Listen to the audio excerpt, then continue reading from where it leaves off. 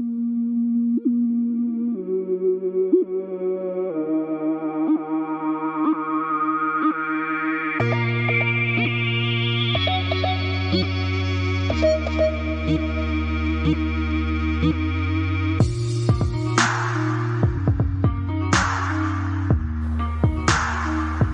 is Evolutionary Radio. We are coming at you live from the Evolutionary Radio headquarters.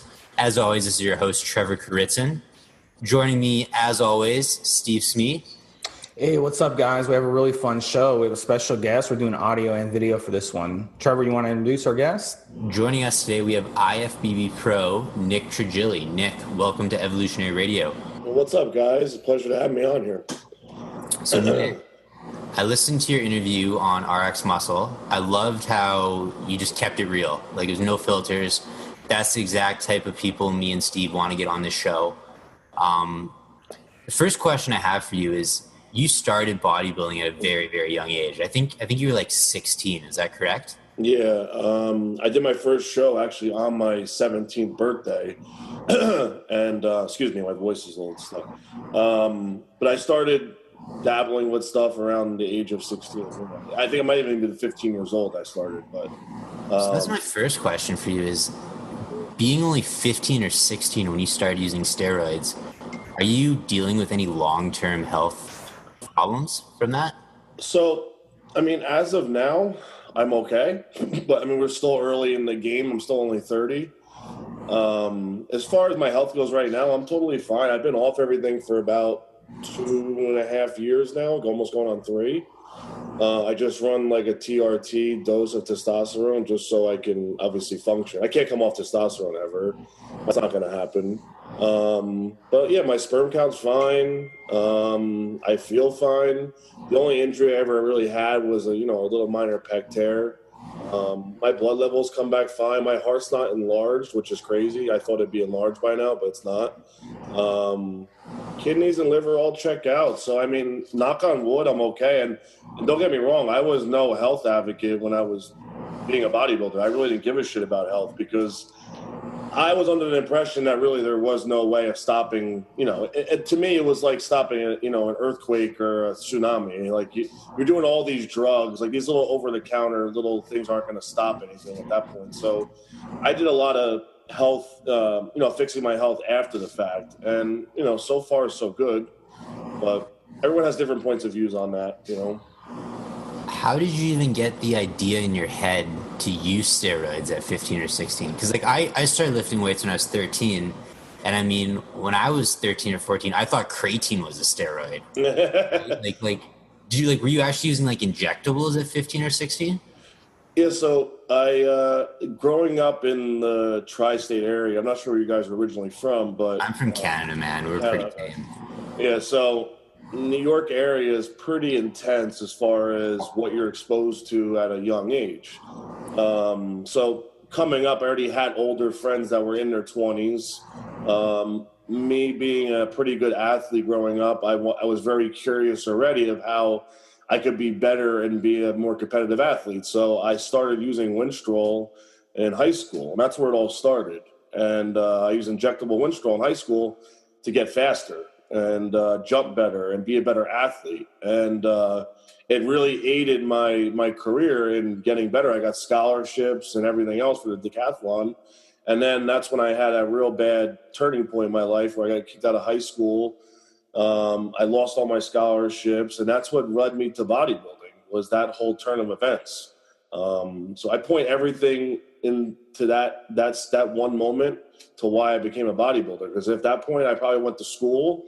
I'd probably be away at school, running track and field, doing, living the college life, and that'd be much different.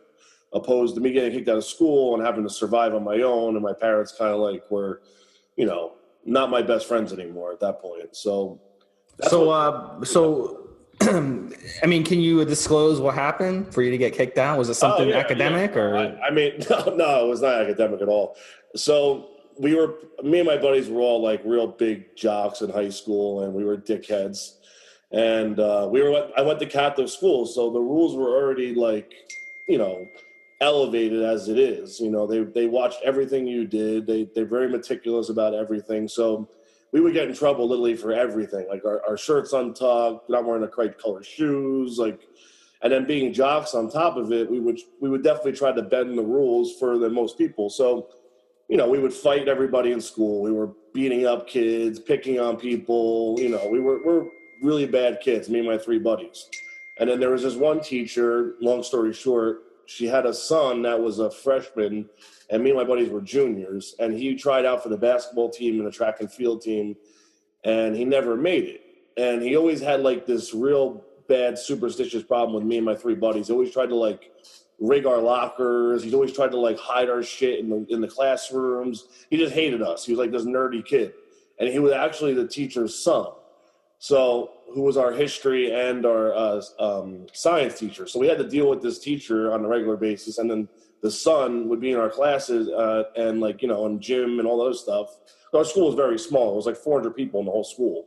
So we would pick on this kid really bad. And then we all got fed up one day and was like, you know what? Let's go to the kid's house. Let's find out where he lives, and let's just like, I don't know. We all planned on like killing him and his mom, but that really wasn't what we were going to do. Like at being 16 years old, we said we were going to kill her, but I don't know what we really were intending to do. We all dressed up in like hockey gear and like black, and we snuck to her house a couple of times, and we started egging it. And then we shot it with paintball guns one time.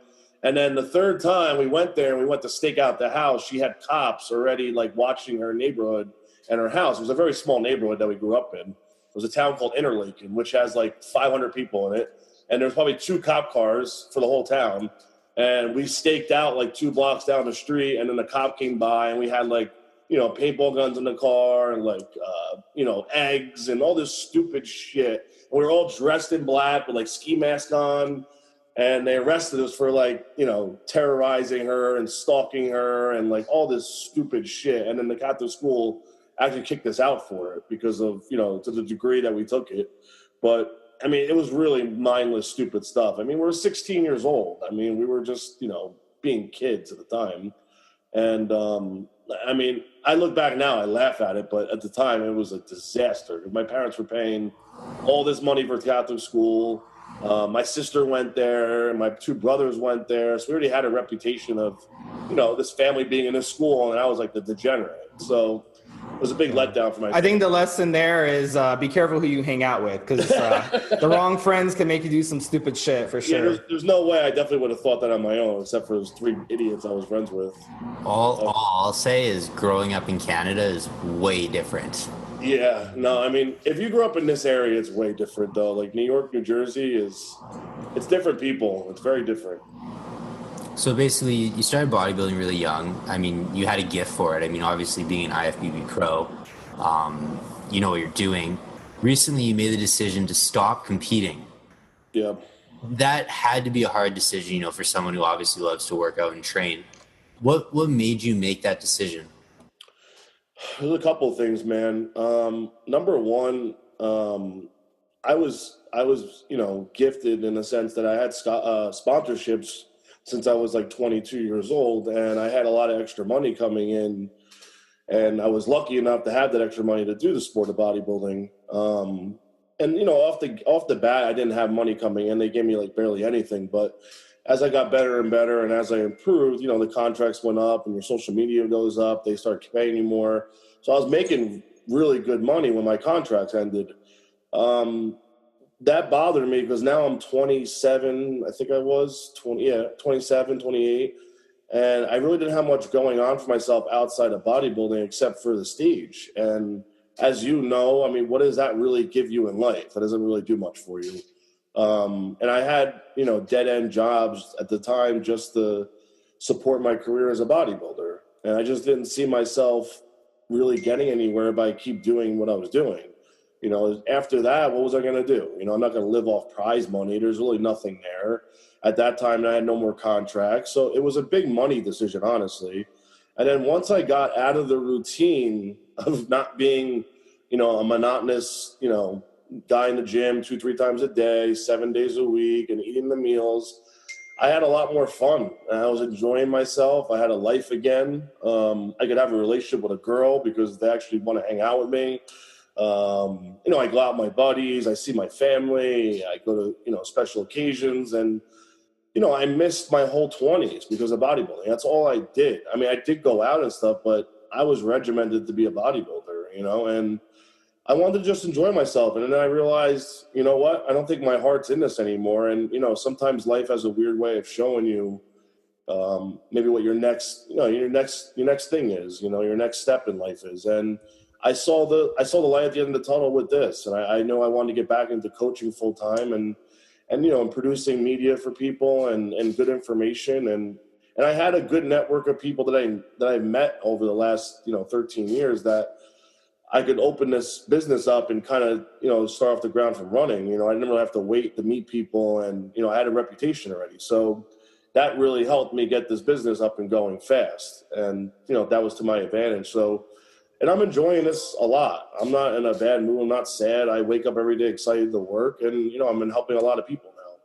So before we kind of, you know, pick your brain on stuff, nutrition, workouts, and all this stuff, and get into what you're doing now, can you give us some highlights during your 20s? What are some big competitions that you're most proud of that you did very well in? Who did you beat out? You know, give us some, so people may not know who you are. They're going to check out your social media. Tell us a little bit about your highlights from your 20s. So I did, you know, teen nationals. I didn't do very well. I took 4th there. I weighed in like 205, and then I took about 5 years off from there, and then I did Atlantic States, which is a pretty big show in the Northeast. It's Steve Weinberger, the head judge's show.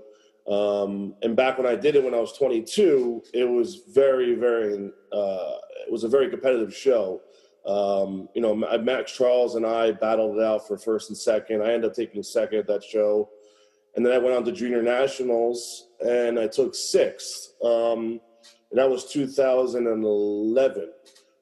At this point, I had bad gyno, and I had to get my gyno surgery, so I got that done.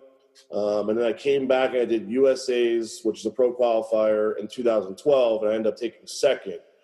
I got a lot of static for doing that show. Everyone's like, "Oh, you're not ready to be there. You know, you just took 6 at a junior show." You know, at the time, the bodybuilding lineups were really deep. Like the supers would have 20 guys in it, and 10 of them could turn pro. You know, and this is not even that long ago. And now if you look at bodybuilding shows at the national level, there's like 3 to 5 guys in a class, you know, that are decent enough to maybe turn pro sometime in the future.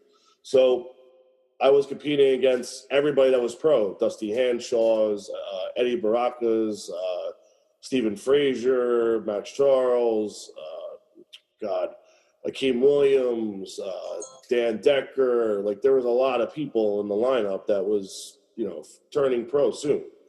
Me and Dallas McCarver, you know, me and Dallas go back. You know, me and Dallas were friends before bodybuilding. So me and him battled at North Americans, you know, so there's a lot of people coming up. And then the following year was a real big wash for me. I didn't do anything because I had a serious infection. I had to pull out of nationals like a week before, so that wasn't much of a year. And then 2014 is when I came back, and, you know, I won my pro card. I won Mr. USA. I won the overall there, and I won my class at the super heavyweight class.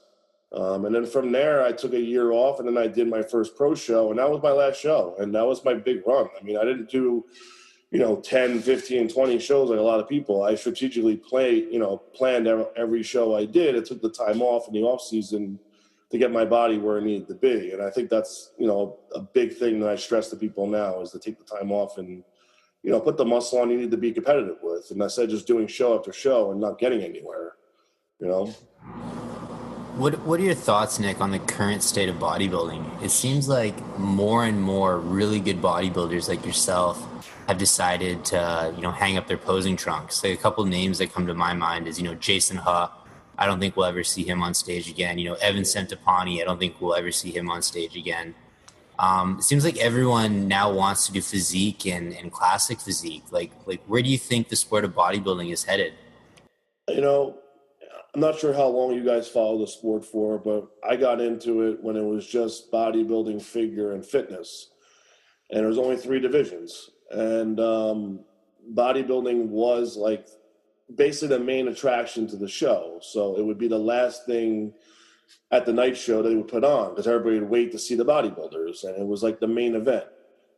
now it's the first thing they put on at the night show to get everyone out of there because they don't want it doesn't attract anybody. It's usually, usually the first thing or second thing they put on because it doesn't really have anybody in it anymore. So that's a good, clear sign that the promoters are realizing that it's not attracting the same numbers as it used to. And now I don't know if it's bringing new people to the sport, the classic division. I think a lot of guys are just crossing over. So I think a lot of guys that would probably be doing bodybuilding are probably doing classic now, and just maybe, transitioning into that and staying there. It's a lot less drugs. It's a lot easier to obtain, a lot easier to maintain. And I think that streamlined physique is what bodybuilding was. And we kind of got, I don't know, we got sidetracked with chasing the size game and just getting bigger and bigger and bigger. And in a sense, that just made the physique suffer.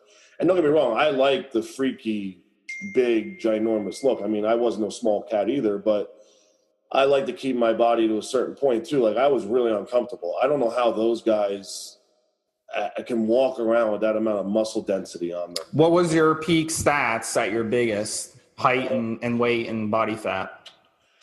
So my last show I did, at my first pro show I did, I was 275 on stage at 6'1". And I was probably, 3%, 4% body. I mean, not even, probably 3%. I was shredded to the bone. And I was weighing 300 pounds in the off season, 365 days out of the year. I was never under 300 pounds. And I was competing at 275, and I still was small because I just don't have the same genetics as some black guys do, and they have that bubbly muscle, and they're round as shit, and they have crazy inserts and small joints, and I'm a 6-foot white guy. I don't have that same look to that, my body. You don't have those Italian genetics? Nick, huh? we like to keep this podcast color neutral.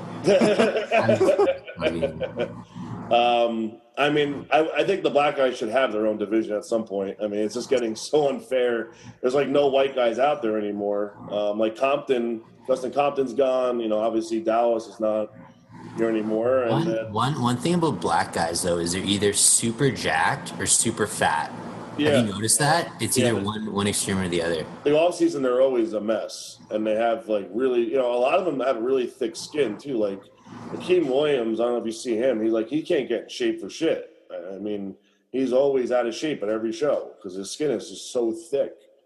So that's definitely the downside to their physique, but they can get extremely big though. It's insane how much muscle they can put on. So the genetic element is a major factor in bodybuilding. I always tell people on the forums that we do, it's like you can go train and play all the basketball you want. You can hire the best trainers. You can do exactly what LeBron James. You can eat what he eats, take what he takes, live his life exactly to a T, and you'll never be LeBron James because he's just got the genetics. So, but it's for some reason people don't translate that to bodybuilding because they see the bodybuilding magazines and they think that, wow, I can be like him if I just shoot my ass full of steroids and eat what Jay Cutler eats and work out the way Ronnie Coleman eats, and they don't understand that logic behind it. I tell people, and my clients, I'm like, listen, you can definitely put on muscle. That isn't the issue. I could definitely get your physique to put on muscle. Just the fact of, is it going to look good or not? Are you going to look good as a bodybuilder? You might not be built for bodybuilding. You might be able to carry a lot of muscle, but doesn't mean you're going to be Mr. Olympia or win a local show or win a national show. You might look really good with your clothes on, but when you take them off, it doesn't flow. And that's the difference between a bodybuilder and someone that could just lift weights and look good in a t-shirt. There's a lot of gym bodybuilders, if you know what I mean. They look good in the gym, and then they get on stage and doesn't look the same anymore because they're standing next to somebody that looks amazing. There's a big difference between a gym bodybuilder and a competitive bodybuilder. Because if you wear a tank top, you can be about 10 to 12% body fat and have an amazing physique. You'll have really nice arms, nice shoulders, nice chest. But that guy takes his shirt off, he's got no abs. It's not and especially at competition body fat levels, you almost look emancipated with clothes on. It's only when you take your clothes off where people are like, holy smokes, this guy is like a walking anatomy chart. Yeah. And that's what I try to tell people is there's a big, big difference between looking good in the gym and looking good on a bodybuilding stage. Yeah, absolutely. I know. I remember my clothes would not even come close to fitting during prep time. And then, and I wasn't that much different in weight or size, but just obviously like you said, a depleted look is much different, looking on stage. Like my photo shoot shape was totally different than my stage shape, It's way different. And the way I prepared for it too was way different. So Nick, I think part of the reason, the new categories are gaining so much popularity is just how much less drugs are involved. A lot of our listeners want to know, what does a pro bodybuilder steroid cycle look like? Like what were some of the craziest cycles? Like what cycle did you run to win your pro card? Those aren't really the crazy ones, because when it comes to prep, if anyone's, listening that's a bodybuilder knows that the fast acting, PEDs that we use, there's only so much you can really take, and you're not going to get any further by taking more. And the smart people know that. So my craziest cycles were more so my off-season ones, because obviously I'm trying to put on muscle, and that's honestly the hardest time of the year for me and most bodybuilders, just the off-season to put on muscle, because you got to stay regimented and you don't have a show really in sight. So you got to stay structured and you got to stay focused, and you got to be eating like a machine. Like when it comes prep time, I love it because I wasn't eating that much, and you're pretty much starving yourself all day, and you're just getting enough to the minimal amount of food in just to maintain and pull body fat down. So off season was where I got aggressive with things, because I would run a lot of growth hormone, a lot of insulin, a lot of anabolics. That's when I really got aggressive. So, my testosterone would be, this is after years and years of doing it too. This is not something I did at 16 years old, 17 years old. This is something I did, 10 years down the road. I'd run almost, 2 grams of test, 2,500 milligrams of grams of test a week. Equipoise would be between, 1,000 and 1,200 milligrams a week. Premium bone would be over 1,000 milligrams a week. My orals would go over 100 milligrams a day on training days, Anavar, D-balls, Anadrol, stuff like that. When I got aggressive with insulin and growth hormone, that's when my body would really transform, I guess you can say. Like when I was like 320 all the time, I was running, 50 to 70 units of insulin a day, and then 12 to 15 IUs of growth hormone a day. That's when things got really hairy, That's when your body's really getting pushed. But like everything else I did, there was very aggressive times. Like it would be aggressive for 4 to 5 weeks, and then I would come down aggressively, like hard. I wouldn't be pushing hard for a month, and then I'd push hard for another month. I would never go long periods of time like that, because then you're extremely toxic and you're putting yourself at extreme risk. You can get away doing it for short periods of time and short bursts and put on some really good weight and then pull back and then go back getting aggressive again. That's what I was going to ask. So, the general rule with insulin is 10 gram carb per 1 IU. So, you must have been eating insane amounts of food. Yeah. You're running all those drugs. How did you feel when you were doing that? Well, there's 2 different feelings. When you're not in the gym, you feel like a bag of dog shit. But when you're in the gym lifting, you do feel fucking pretty damn euphoric. When I was at my strongest, man, like everything felt like a feather. Like I would press 405 for seated military press, bench press, incline barbell. Everything was 405, 4 plates on everything. Squats was 5, 6 plates. Like everything just felt so light that when you got in the gym, it was like a circus act. Like you would laugh at yourself sometimes, like, wow, this is insane. Like you grab 50-pound dumbbells and you would just curl them. Like nothing. It was crazy. Like you didn't have a limitation to your strength. And it's scary though, because that's when people really start pushing things, and that's where they get hurt. You have to start recognizing your own strength. Like, Nick, you got to check yourself, bro. What are you doing? 405, you want to go 455? Like, is that really necessary? Is 450, like, you got to start checking yourself. You start talking to yourself. You start losing your mind, because you're like, I can't be doing this. Like, this is not good. 500 pounds on my chest is just not a good idea. So I mean, how much more is there to gain by putting 5 plates on the bar and 4? You know, the tension is pretty much the same. It's just what you do with it. So that's the really cool part is when you get in the gym, man, it's balls to the wall. You feel incredible and you can train for hours. I mean, your red blood cells are like through the roof. Your pumps are amazing. But then when you leave the gym, you got to go back to like stuffing your face with massive amounts of food so you don't go hypo and everything else. So, but at the gym, it was the best part. So I'm under the assumption you're probably running long half-life insulin and short run insulin, like the Humulin R and stuff. Pre-meal, You're running both, right? Yeah, I would use a lot of Lantus. Okay. So you're doing a lot of meal frequency throughout the day. How many meals were you getting? 6, 7, 8? Like 10. He wasn't intermittent fasting, that's for sure. Yeah. I would be eating every hour and a half, to be honest. And I would be drinking carb, like Vitargo back in the day when it first came out. I was drinking that in between meals just to get carbohydrates in. Okay.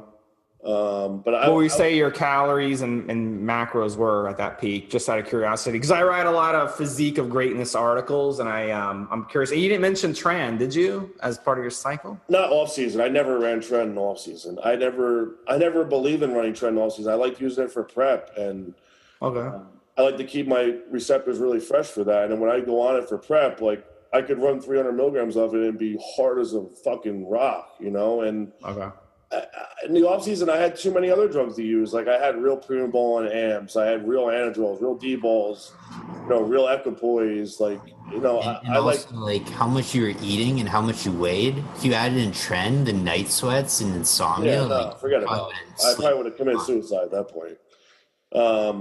I reacted very well off antibiotics. That's what really put on muscle on me. And I like to manipulate with insulin and growth hormone.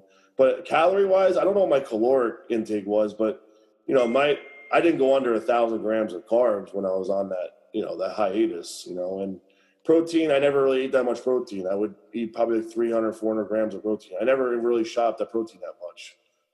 I was a big carb and fat eater, My metabolism was always crazy, so the fats had to stay in there just to hold on to the carbs, to slow digestion down a little bit, because obviously all those carbs are going to be burning through them. So I ate a lot of red meat over my lifetime. Like I ate beef almost every meal, 2 to 3 cups of white rice every meal, and then douse it with olive oil or mac nut oil. Like, no, it was intense. Like, okay. What about the DMP, the Clen, the T3? See, like, as far as fat burners go, I never really had to get aggressive with them because my metabolism, like I barely did cardio. I swear to you, like I never really did cardio that much when it came prep time because just by my nutrition being on point, my body was like a furnace. And don't get me wrong, I tried everything. I did run DMP and I ran it between USAs and North Americans the one year. And then I tried it again for my prep, my last pro prep, just to like push the envelope. My glutes were already in 4 weeks out. I just wanted to see if it would do anything more. But DMP is, like, I tell everyone, every video I made, I tell everyone, do not use it. It is, first of all, I had very, very, very real DMP. Like, I know exactly where it was made, where it came from. These people are buying on the internet from, like, Joe Bob and don't know what's in it. The stuff I had was as stupid as it sounds. It was very pure. So I really didn't have that crazy of side effects from it, but it makes you hold extreme amounts of water on it, and then it makes you extremely tired because it's blocking on cortisol. So it's a fucking nasty drug, though. Like, you feel like a shit ton of bricks. Like, you just sit there and sweat. Like, you're not even moving, It heats you up, like, through the roof. Like, you have fans on you at all times. I mean, I got just as far using Clen and T3. I remember the one year I went up to like 100 micrograms of T3 when I was working with Fakri. In between Atlantic States and Junior Nationals, he took off 35 pounds off me in 2 weeks because we ran so much T3. But that's why I can't go near that stuff, though, because it just eats me away. So I got to be careful with the fat burners. What I want to know, Nick, is when you're eating this massive, calories, this massive food consumption, did you keep it pretty clean? Were you eating like, ground beef, white rice, things like that? Or would you just go to McDonald's and just eat whatever? I was a big advocate on eating healthy. I didn't really gain weight from eating empty calorie meals. That wasn't what built the foundation I have. But obviously, to push the caloric intake that I need to do, I would always have a little bit of something every day. I mean, I had to. And it varied. Like, it would be McDonald's, it would be a cheesesteak sub, it would be meatball parm. But I always told people, like, my cheat meals weren't like just a slice of pizza. Like, that's not going to get me anywhere. It has to have some type of protein in it, sometimes a fat, some type of carbohydrate. So that's why I like going to hamburgers, cheeseburgers. They were just easy to eat, you know, and they went down easily. And French fries, who can't eat French fries all day, you know? So I definitely added, you know, shitty food in there, but my base of my diet was always very strict. You know, I always had my food with me. I always had my Tupperware ready to go. And I didn't like eating out that much because obviously your stomach becomes very sensitive after a while to eating so bland and clean all the time. So you go out to eat and eat places, like the butters and everything else they cook in, like, goes right through you, man. And you don't digest it very well. Like, I just recently, like literally probably 6 months ago, and able to start eating out like more often because now my stomach's kind of like finally resetting after like 2 years of basically depriving myself of anything because my stomach was so used to and accustomed eating, you know, my own Tupperware, home-cooked fucking food. You don't realize how much stuff is in it until you start eating out, and then your stomach gets really fucked up. But Nick, is your full-time job now prepping people? Yeah, so I have the website, as you guys know, and I do the prepping, and I have the membership area, which has picked up like quite a bit the last month. But my full-time job is the prepping and coaching. And I also have 2 personal training gyms here in New Jersey that I have, but they kind of run themselves, so I'm not really there. This is my main interest right now is my training. So with everything you've learned, you know, through your years bodybuilding, the dosages you ran, would you recommend those to a client because you feel like, hey, that's kind of just what it takes to be an IFBB pro? Or have you realized that those drugs aren't necessary? You know, it's a really good question. I would never put anybody on that stuff yet because I haven't had anybody that I think has gotten to the point that I did in my career. Does that make sense? I was pushing for a really long time, and I had one goal. I gradually came up the totem pole with my doses, and I did it the correct way. I wasn't aggressive out of the gate. I gave my body the time to get used to what I was on and the nutrition I was doing, and I maximized everything to the furthest point before I went up. And I realized I hit plateaus, and now I'm like, okay, you know what? It's time to get a little more aggressive. And I also started realizing that, like, I do have really good genetics, but I don't have like the top 0.001 that it is to be like on the Olympic stage. So I knew I had to get aggressive with either more drugs, more working out, more food, or I wasn't going to get there, you know? And I train like an animal too, you know? And plus I think the quality of the gear is the number one thing that I think is really fucking up the sport. I think the quality isn't there anymore, and there's so much UGL crap on the market that, you know, people aren't getting the results that they used to. And that's why kids want to take all this amounts because they're not seeing any results I think if more kids saw results at 200, 300 milligrams, they wouldn't have to go to these crazy dosages that they think they have to go to. Because when I would take 300, 400 milligrams of stuff, I was fucking jacked. Like, I didn't have to worry about anything. You know, I wasn't even thinking about going near 1,000 milligrams of anything. But as my career started progressing, the stuff got weaker. You know, the good stuff started drying up. You know, I just started compensating for the shit, you know, powders to make them work. So, yeah, we had Boston Lloyd on our podcast 2 or 3 times. He said the exact same thing. So I definitely think there's some truth to that. So are you training just guys who are at your level, or are you training just like even average Joes that just want to get in better shape, like the stalker dad or whatever? No, I just mostly train men. I'm not really big on training women. I don't get any kind of, you know, I get a good adrenaline rush from helping people do this. I like it. But for women, I don't get the same feeling. So I'm not really training women.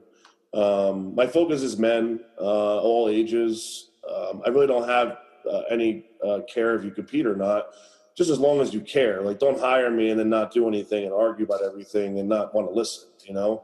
If if you want to coach, you have to be willing to be coachable. You know, I want you to understand that you're giving me control. Let me do my thing, and if it doesn't work out, it doesn't work out. But don't sit there and hire me and then argue about everything. That's one thing I can't stand with people. Like, you're hiring a coach for a reason, to learn and be educated, and that's what the one thing I like to do. So that's my number one pet peeve, is just when you hire a coach, be ready to be coached. Don't sit there and argue about everything, you know?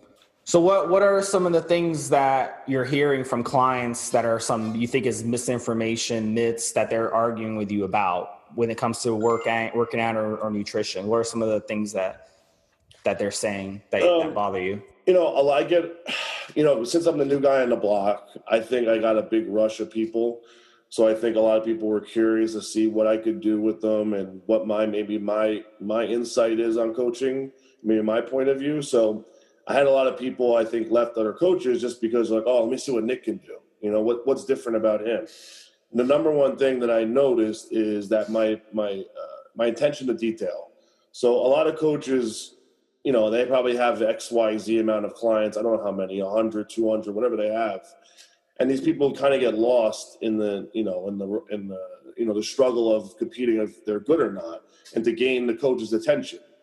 And that's one thing I want to do when I stress to people that, like, everyone is equal on my team. You know, whether you're going to win Mr. USA or you're the soccer dad, like, I treat you exactly the same. You get the same amount of attention from me as you would if you were, win about to win USA, because that's not what I build my business on. I don't care if you win a fucking trophy and you're a good bodybuilder. I care that you're going to promote me and listen and care that I'm helping you and put 100% effort into your plan, just like I'm giving you. That's what I tell people. Like, I want to give you guys the attention you deserve. You're paying $200 or $300 a month for my assistance, then that's what you should get. So I give everyone my phone number, no matter who you are. Everyone has my phone number. You can call and text me anytime. I'm not the guy that's an email away. You can call me and text me anytime. My phone's always on. And that's the one thing I want to give to people, that a real service, a real business, not, hey, you can only give me one email a week and I can only talk to you through email. I think that's, if you want to do that, you should lower your rates, as a coach. I don't think that's the same. You don't get the same treatment and the same price if you do that to somebody. One thing I will say is that Nick's response time to emails is insane. I've never booked a podcast guest before where I'll send an email and literally 2 minutes back there's a reply. Is this guy not asleep or? So I will say that. I mean, everyone says the same thing. I'm not bragging about myself, but I'm always on the computer. I'm always doing something, and I like to be available for people. Like, let's say you hire me and I'm not available all the time. That's frustrating as fuck, especially if you have a quick question.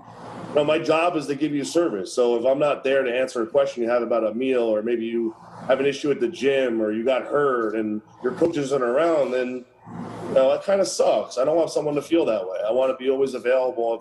I want them to feel like, hey, I could call Nick for this answer. He'll answer the phone. I want to be that available for somebody. So that's how I treat it. Having a coach who you feel like cares, I mean, that's so valuable, right? Because these people, they're paying you, they look up to you. So I agree with what you're saying. Nick, we have about 5 minutes left. I'm going to ask you a question. I'm going to see if Steve has a follow-up question, and I'm going to close up the show. So now that you're done competing, I'm guessing you're interested more into, health, longevity. I mean, obviously you still want to look good, but now you've got different goals. What does your diet and training look like now? It's terrible. I'm just trying to literally, my goal right now is to drop weight because I'm still heavy.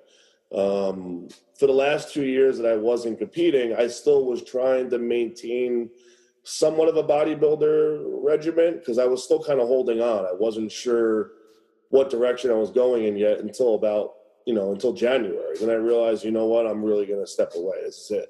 So I kind of been maintaining a decent amount of muscle. I'm still like 288 pounds, and I don't want to be this heavy anymore if I'm not competing. So I haven't been in the gym in a month.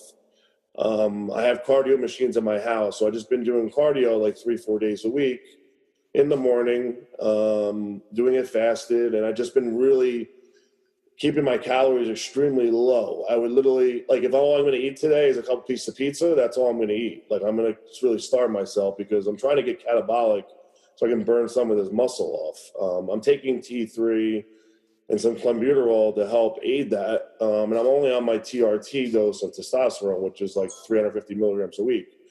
So I'm trying to really scale down. I want to lose at least like 40 pounds. I'll be like 240 and then get back in the gym again, hardcore. Not that I'm going to stop the gym. I just got to drop some weight. By me staying in the gym, I'm never going to drop any muscle or weight. I'm going to just stay my size, and I'll retain everything I have, because that's what I've been doing for the last 2 years, and nothing's happened. So Nick, what's your plan on losing that 40 pounds? What are your plans on that? Just eating less, exercising more? Yeah, I'm just going to stick to cardio, no weight training for now, and literally starve myself. So like in the morning, I stay away from protein as much as possible. I'm just eating like carbohydrates to stay alive and some fats, so I can burn some of this muscle off. Because if not, then I'm going to have to go through like an ugly stage for a little while, like probably the next couple of months, till I lose like this 30, 40 pounds. But then I'll get back on gear and probably push myself to look good, and look like 230, 240 and look really good. But it's never going to happen if I keep doing what I'm doing. Like, I can't take Tren and Winstrol, Master on everything right now. I'll just never lose weight, and I'll just stay where I am. And I don't want to do that because it's uncomfortable being this heavy, man. It sucks. It sounds like the anti-bodybuilding diet. Yeah, pretty much. What you're sending all your clients. Well, Nick, I really appreciate you coming on. I really appreciate you being so upfront and honest. Me and Steve have had on a lot of IFBB pros, and whenever you ask them about gear, they just dodge the question, and it doesn't really help anyone, right? No, and I think that's the biggest problem, that no one's there to lead anything, to be an ambassador. And that's why I'm doing all these, segments like with you, and I got a couple other ones coming up I don't want to tell you. And then I did Generation Iron. I did like a 6-part thing with them. Like, my thing is to be out there for people to help and be reachable. I think a lot of these guys feel like they're on a totem pole and like they're on a pinnacle that, oh, you can't talk to me because I'm IFBB pro, or I can't talk about that. Like, man, no one cares. Like, they all know you're on juice. There's nothing to hide. We're not going to judge you. And you can tell by the reaction I'm getting that people embrace it. So why is everyone so scared? Maybe it'll raise some people's eyebrows and be like, hey, you know what? This isn't a bad idea. I should talk about it because Nick's doing it. He's getting good reaction. But I don't know if it's going to happen or not with the IFBB pros, because everyone's so selfish and they don't really care about helping people, So I can't speak for everybody, but you should have saw the podcast we did with Frank Zane when we asked them about steroid use. You should have saw his reaction. He got pissed. He got pissed. Come on. He freaked out? Yeah, he got pissed, man. He was just like, how dare you ask me that? I'm not gonna bash him, but I met him when I lived in Venice, when I was living in California. He was such a fucking prick. Like, oh my God, dude. He was so rude. Yeah, he was the same way with us, but it's all good. Yeah, it's all good. Get Everyone has their personality, so it's all good with me. Yeah, but like, you're promoting. I'm not even gonna get it. I can talk for hours about this stuff. I can go forever. This stuff pisses me off. We'll let you listen to the episode yourself, Nick. But yeah, I'm gonna listen to it now for sure. Well, at the end of the day, this is marketing now, right? Like, no one really reads magazines anymore. This is how people get information. This is how people learn about who Nick Trigili is, right? So when you come on this podcast, you're building your brand.